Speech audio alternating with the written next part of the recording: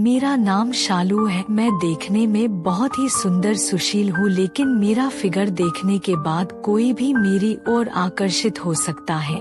मैं शहर में रहती हूँ। मेरा एक भाई है जो मुझसे बहुत प्यार करता है। एक दिन वह अपने बारे में बताने लगा। कहा, दीदी मैं एक मैकेनिकल इंजीनियर हूँ। मैं स्वभाव से बहुत ही रिजर्व हूँ। इस कारण कभी मेरी लड़कियों से ना ज्यादा दोस्ती रही, ना ही कोई मेरी गर्लफ्रेंड बनी। अब मेरी जॉब लग गई थी और घर वाले अब शादी की बातें करने लगे। घर पर कई तस्वीरें और बायोडाटा आने लगे। उसमें से मुझे अंतिमा देखते ही पसंद आ गई। बायोडाटा से पता चल रहा था कि वो अच्छी पढ़ी लिखी थी। मैंने अपने घर वालों से कहा कि मुझे लड़की पसंद है। हम लोग अंतिमा के घर उसे और उसके परिवार को देखने गए। फिर जब अंतिमा चाय लेकर आई तो वो मुझे उसकी तस्वीर से भी ज्यादा सुंदर लगी। खुले बाल और हल्के नीले रंग की साड़ी में वो बहुत ही सुंदर लग रही थी। फिर घर वालों ने हमें एक कमरे में बातें करने भेजा। कमरे में वो चुप थी। उसके चेहरे पर इतनी खुशी नहीं थी। मेरा दिल धड़क रहा था। मुझे लगा कि उसे मैं पसंद नहीं हूँ। फिर मैंने ही बात शुरू करते हुए कहा कि आप क्या करती है। उसने मेरी तरफ घूर कर देखा और कहा कि आपने बायोडाटा देखा नहीं तो मंगवाया क्यों था। उसकी बात सुनकर मुझे लगा कि वो मुझ में कोई इंटरेस्ट नहीं दिखा रही है। फिर मैंने उसे डायरेक्टली पूछ लिया कि आपको मैं पसंद नहीं हूँ। वो बोली, मेरे पसंद की बात नहीं है, आप खुद मुझे नापसंद कर देंगे, मुझे पता है। उसने कहा, अभी मैं आपको ऐसा कुछ दिखाने वाली हूँ कि आप वो देखते ही आप शादी के लिए मना कर देंगे। आपसे पहले दो को दिखाया, उन्होंने भी देखते ही मना कर दिया। यह कहकर उसने अपने खुले बाल जो पीछे थे उनको आगे किया। इतने में ही कमरे के बाहर से आवाज आ गई और उसकी माँ कमरे में आ गई। शायद उन्हें भी पता था कि वो हर लड़के के साथ ऐसी ही बातें करती है और कुछ बताती है। उसकी मम्मी ने कहा, चलिए बाहर, सब आपका इंतजार कर रहे हैं। अंतिमा ने अपनी माँ की तरफ देखा। मैं बाहर आ गया और बाहर मेरी माँ और पिता, जिन्हें भी मेरी शादी की जल्दी थी, वो भी मेरे मुंह से बस हाँ सुनना ही चाहते थे। मेरे आते ही मेरी माँ मुझे बाहर ले गई और पूछा कि क्या तुझे लड़की पसंद है। मैं मना नहीं कर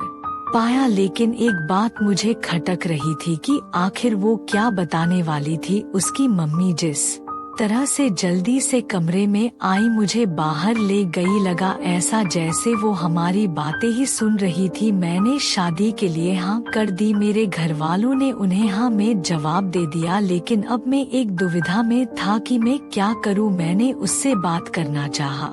मैंने उससे नंबर नहीं मांगा था। मैंने अपनी मम्मी को कहा कि आप बात करें और उसका नंबर ले। मम्मी ने अंतिमा की मम्मी से फोन पर बात की और अंतिमा का नंबर मांगा, लेकिन उन्होंने यह कहकर मना कर दिया कि अंतिमा का फोन अभी खराब है। मम्मी यह भी कह रही थी कि वो लोग शादी के लिए जल्दी कर रहे हैं। इन सब बातों से मेरे मन में कुछ अजीब सवाल आने लगे। एक शाम जब मैं ऑफिस में था तब मुझे एक अननोन नंबर से फोन आता है। फोन रिसीव किया तो अंतिमा थी। वो बोली कि मम्मी ने मेरा फोन ले लिया है। मैं कुछ बहाना करके अपनी फ्रेंड के रूम पर आई हूँ, उसी के नंबर से फोन कर रही हूँ। क्या तुम मुझे अभी मिल सकते हो? मुझे वैसे भी उससे मिलना था। अंतिमा के बताए एड्रेस पर मैं जल्दी से पहुँचा। वो उसकी फ्रेंड का रूम था। मैंने जाते ही पूछा, उस दिन की बात अधूरी रह गई थी और तुम्हारी मम्मी तुम पर नजर क्यों रख रही है? अंतिमा बोली, मैं तुम्हें कुछ दिखाना चाहती हूँ,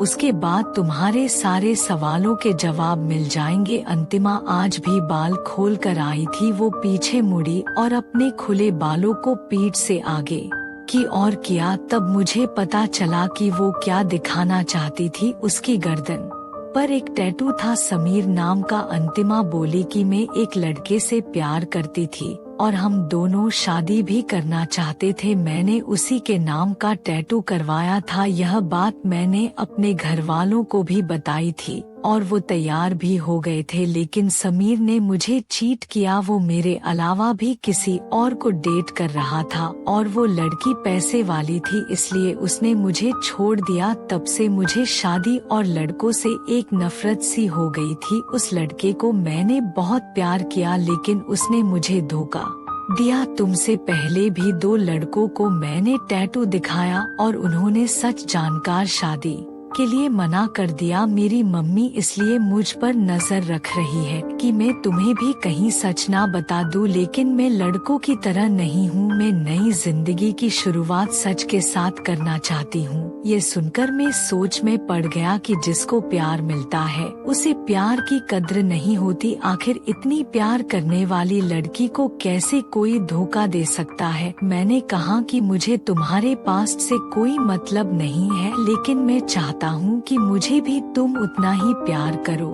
जितना उस लड़के को करती थी। अंतिमा को यह उम्मीद नहीं थी। उसे लगा था मैं भी उससे शादी के लिए मना कर दूंगा। मेरी बात सुनकर उसके इतने दिनों के दबाए आंसू बहने लगे। मेरी शादी अंतिमा से हो गई और मैं अपने आप को बहुत खुशकिस्मत मानता हूँ कि मुझे अंतिमा जैसी सच्ची और प्यार करने वाली लाइफ पार्टनर मिली है।